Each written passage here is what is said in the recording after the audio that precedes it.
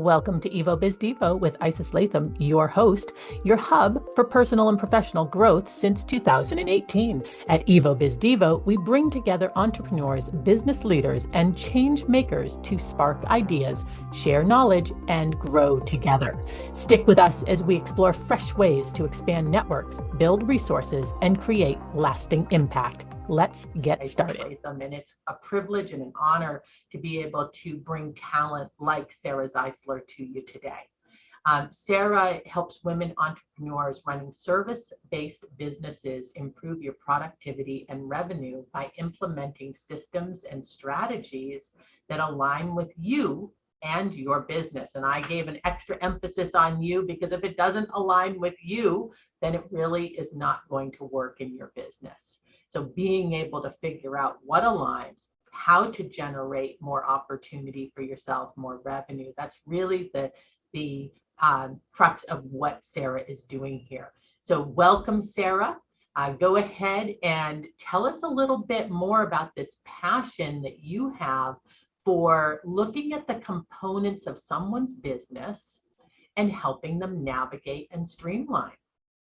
Yes, absolutely. First of all, thank you, Isis, for having me on. It's always weird hearing about yourself and someone introducing you, but thank you so much for all your kind words. I'm excited to be here. Yes, my passion is business. Always loved business, even though, growing up, I wasn't quite sure what I wanted to do until I started helping people in business and with their own passion. And so my clients are absolute rock stars. I really, really enjoy talking them through their different business components, because as an entrepreneur, which most of you here or all of you here know, it can get overwhelming from time to time. So I really like to look at how business works all in together. So thinking about a clock, like old clocks, if you'd open up the clock and how all of these gears have to turn a certain way for the clock to work, just as much business is very similar to that. So I worked in corporate for a long time and worked in every department of a company to really understand, how they all correlate and work together. Because as an entrepreneur, if you don't have a team yet, which most people start out like that, you can't just call customer service and be like, hey, can you deal with this client because they're being difficult or because we need to change some things up? You have to do it all by yourself. And so that's really where I come in and help entrepreneurs figure out what are the strategies and systems that they need that align with their business and themselves and their nature of business. Because I work mostly with service-based businesses. And I also focus on women, but I do have some male clients, love them just as much. How did you end up with a focus on female clients? It happened naturally. I think a lot of times when we start as business owners, we're like, I'm going to help everybody. And then they tell you, you got to niche down, you got to niche down. And at the beginning, I feel like as an entrepreneur, and my clients go through the same thing, was like, we're scared to niche down because we're like, well, what if we're going to lose people that we can help? And so I just listened naturally. Women in business were just more attracted to the services that I offered. And coming from a male dominated industry, it was very, very important for me to help female entrepreneurs specifically based off of my own story. I don't hate men. They're just as important in the business world. I love supporting women. I understand how they think, being a woman myself. So would you be open to telling us a little bit more about that story that you had in corporate? How it unfolded? Yeah. So I come from automotive. Automotive is a very male dominated industry. I worked in corporate in Germany where I went through every department. And then I came to the US and worked myself up, climbed the corporate ladder, did all that, but I was the only female in the business. So the way we had to operate, or the way I had to operate and communicate, was very different from how I now coach my clients through handling business, being more in, owning that female energy and stepping into that female energy in your business. Because masculine side of things is very much so push, push, push. And there's a right time for that. But there's also a time to attract and let things flow so that your strategy can align with you and your business. How much time do you spend working on that with a new client, do you think? It depends how much the client is already inclined to that or the understanding of it. So a lot of times I have clients that are overwhelmed, that are like on the ADHD type of level of like they have their hands in 1,000 different things. Bringing them clarity is more important first. So there are a couple of things that might be more important before actually introducing them to the flow, to attracting clients and not chasing clients or sales. But with clients that are really aligned, like I had a client that signed up with me last year. She's still with me. It was October. December, we 3x'd her business because that's exactly what we did. We aligned her with her long-term goals. We created a strategy and a system so that she can take action towards those things that align with her. And clients just came flying in because she was aligned with everything she did. Can you take us on a little more of a journey of what that might have been like? Kind of give us a bird's eye view into her experience. Absolutely, yes. So when she started with me, she was at a point where she had just split the company with her partner. So her partner left, went on her own, left her with the business. And so she was at the point where like, do I continue on? She was fairly new in the business, like 1 year in the business.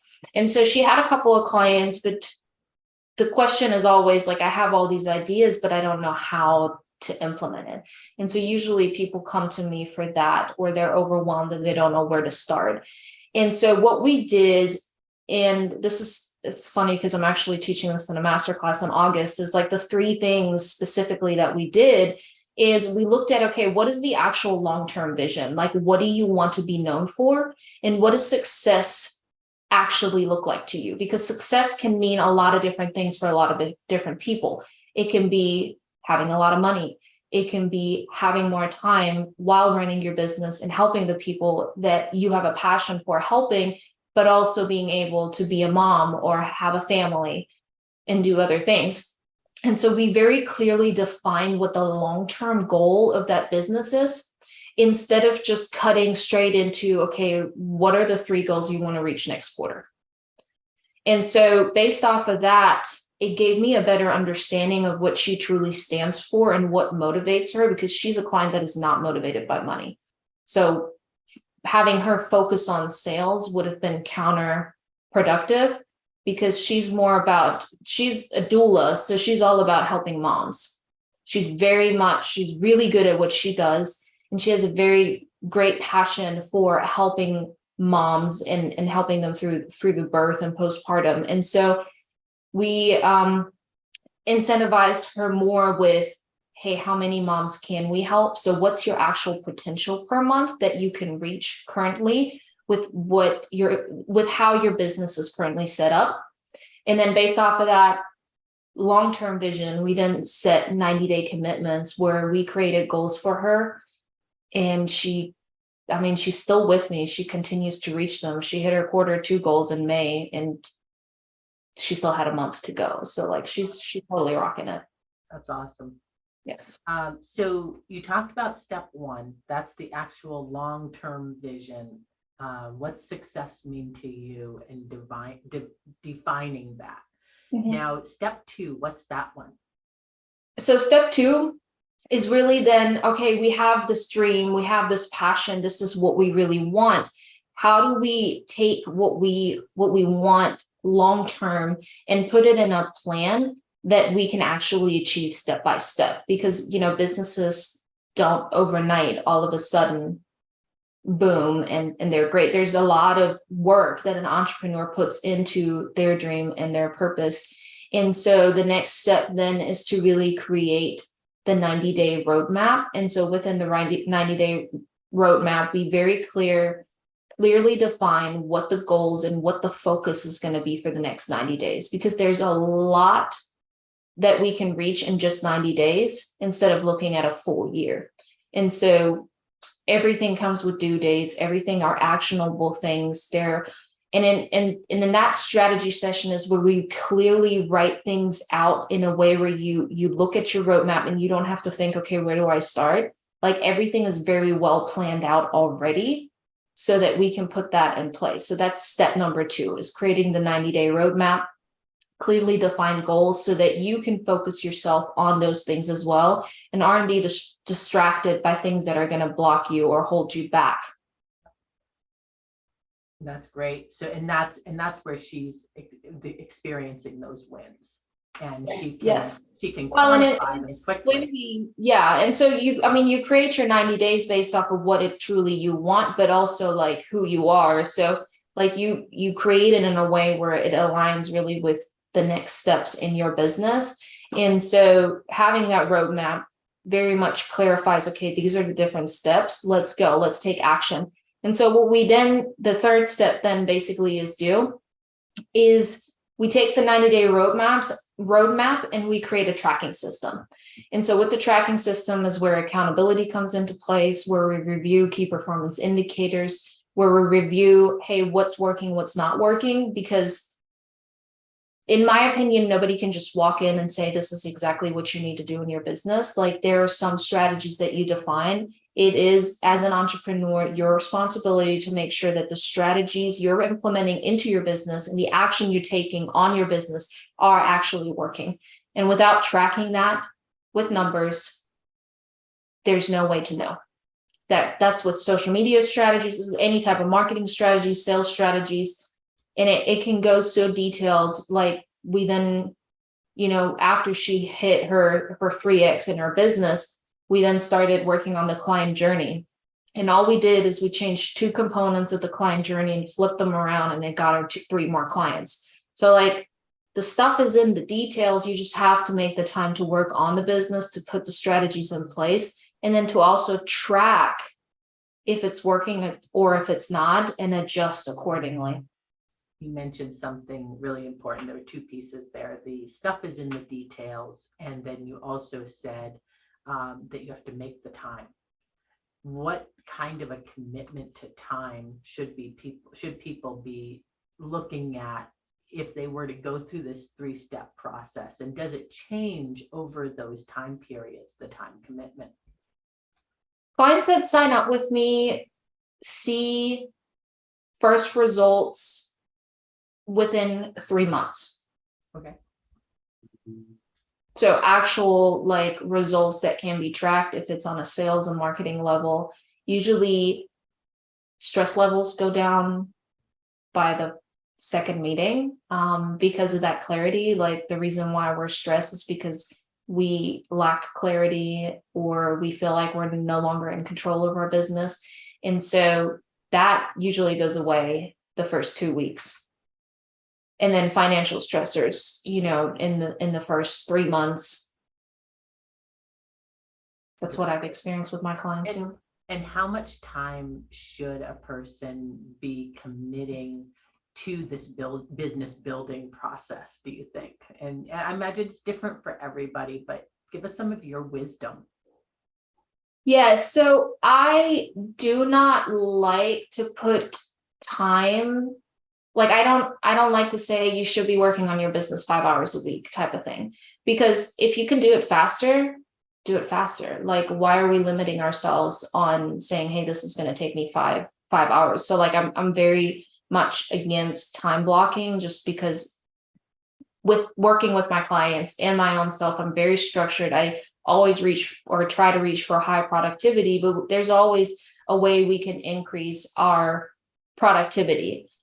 So what we really want to do is to make sure we have a plan in place of the things that we want to implement and working on those with due dates. Time doesn't matter in that case. If you have a plan, you need to put the stuff in place, and it's just taking action on it. I am excited to hear you say that. I think it's very brave in a world that is so pro time blocking, and you've got to do this, and there's a concrete answer to that. And I really liked that you just so clearly articulated that if you can do it faster, do it. That we don't need to limit, right? Like, why would you have to say, I have to do this way if there's a better way to do it? How do you help people to overcome that? Yes. So I just saw that they said I'm a bit quiet. So let No, me. it's me, and I It's think you. it's my throat right now. Okay. I just want to make sure everybody can hear me clearly. All right. Good. Yes. So I usually take time blocking and throw that in the trash immediately. And I teach my intuitive time management system. So what that means is instead of blocking time, and it's funny because I had a client a couple weeks ago that said, I feel like I'm not getting enough done. Um, and that already is a trigger for me. I'm like, okay, what's enough? Right. And so I said, well, how many hours per day are you working? And she's like, well, I try to work 6 hours. And I'm like, okay, well, why aren't you trying from now on, just try to work 4 hours? Because, she has a toddler, business is different, that just try to work 4 hours. She's like, but then wouldn't I get less done? I'm like, no, if you only got 4 hours for work for 6 hours, you're going to get it done faster. And so I don't like to limit ourselves on time. What I do with the intuitive time management system, and that's something I teach my clients as well that struggle with time management, is really to prioritize tasks. So based off of the roadmap, you already have the things in place that need to happen. There are things that need to get done on a daily basis and on a weekly basis. Those are most likely always sales things, following up with clients, and your services that you actually have to physically be with your client. Those are things that happen weekly. So they're on your weekly schedule generally. But what I like to do, instead of scheduling out and time blocking out the week, all we do is we plan out the week based off of where we physically have to be. Like right now, this is blocked out in my calendar because I have to be present. So I can't work on anything else. So meetings and client work is blocked out on the calendar. Everything else is open. And so doing that first, I always urge people to, if you're a paper calendar person, no problem. If you're a computer calendar person, no problem either. You can use it with both. I have everything on Google Calendar, and then every week I write those things out because it makes me think, okay, I'm going to have this meeting with ISIS. What do I need to prepare? Am I ready? I'm going to think of you, send you some positive energy, and I'm ready for the meeting. And so what I then do is, okay, what are the priorities? What needs to happen this week? It needs to get done. There's no, this might get done, like what needs to happen this week? And so those are your top priorities. And then I pick just three priorities for Monday. And then Monday starts. And then I have 3 things on my list that need to get done today. And Monday morning, whatever time you start working, 7 a.m., 8 a.m., 9 a.m., you pick out of these 3, the number one thing that you feel most aligned with doing right now. And it's probably the one that makes you the least uncomfortable. It might be something that goes fairly quickly, especially on a Monday, we're coming out from the weekend, and we start working on that. And what happens is we are setting ourselves up now to do something more easily. It gets done faster. We feel most aligned with it. And we have our first success because we got our first thing done for the day. And so naturally what's going to happen after that's done, you're going to pick the next thing and then the next thing. So on good days, you're going to get all 3 priorities done just like you planned. And at the end of the day, you set the next 3 priorities, because sometimes things happen. Monday morning, some problem arises, and all of a sudden it shifts your week. Now, if you've already blocked your entire thing for the entire week, it can be very, very frustrating to now change it again. And then you already feel, let's go in the entire extreme. You already feel like a failure because you have not time managed your time correctly. And so that's, to me, honestly, what happens with time blocking. And then the other thing too is when you then start reaching that flow state of high peak productivity, you're not just going to stop at the 3 things. Like we've all had days before where like we have 10 things on our to-do list and we get them all done because we're just chopping through, we're getting things done. And so instead of time blocking and doing just the 3 things, we're allowing ourselves to get top 3 priorities done on good days. On great days, you have high productivity levels and you get a lot more done. And so the expectation should be 3. And on great days, you did a great job. And that's amazing. And you don't feel upset and you don't feel frustrated because you didn't drop the pen at 2 o'clock, even though your time block said now you have to work on marketing, but you don't feel like working on marketing at 2 o'clock on a Wednesday. You'd rather work on something else. And so it gives you more the flexibility. Again, this goes all back to aligning with yourself, but also keeping yourself in check on making sure that productivity and what you need to do gets done. Does that make sense? Absolutely. I think it's so refreshing. And I made a big old note here that it alleviates failure, and it also alleviates the issue of a poor attitude. And absolutely. We all know what happens when the attitude starts to go down. Exactly. We're all business owners because we started a business, most of us because we really enjoy what it is we're doing. And there's so many things that we think we need to do that do not bring us joy. So why are we continuously frustrating ourselves? Because it can be frustrating. I've been there, trust me. I have been there. And ever since I started doing that for over a year now, and I teach my clients that it is a game changer on productivity. Well, I am really excited to move from this right here into our mastermind, because I think we have so much good information to now start unpacking. I want to thank you, Sarah, for being here. Before we move over to our mastermind, is there any last idea or thought that you'd like to leave people with who are listening to us today? Yes. I would say the last thing that I want to leave you with is don't make it harder. Simplicity is really the key to everything, and keeping things simple for you, for your clients, not overcomplicating things is going to make your life and your clients' lives so much easier. What a great quote to live by. Thank you. Absolutely. Thank you. Thanks for watching. If you enjoyed this video, don't forget to like, subscribe, and turn on notifications so you never miss an episode. Want to be our next featured speaker? Click the link in the description to register, and let's stay connected. Follow me on all those social media platforms for financial tips to help you make your money work smarter while you build financial stability. Stay tuned for more, and see you in the next one.